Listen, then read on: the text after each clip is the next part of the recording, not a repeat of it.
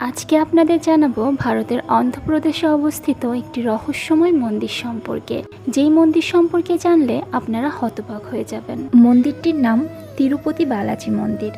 তিরুপতি বালাজি মন্দিরের বেঙ্কটেশ্বর বালাজির মূর্তিটি কেউ কখনো তৈরি করেননি। এই মূর্তিটি স্বয়ং প্রকট হয়েছিল।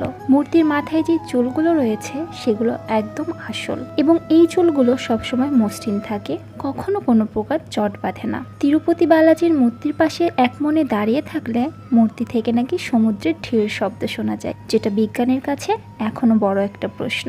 এই মন্দিরের মধ্যে একটা প্রদীপ কোনো রকম তেল ঘি ছাড়াই সব সময় জ্বলতে থাকে। এই প্রদীপটি সর্বপ্রথম কে এবং কখন প্রজ্বলিত করেছিল সে বিষয়ে সকলেরই অজানা।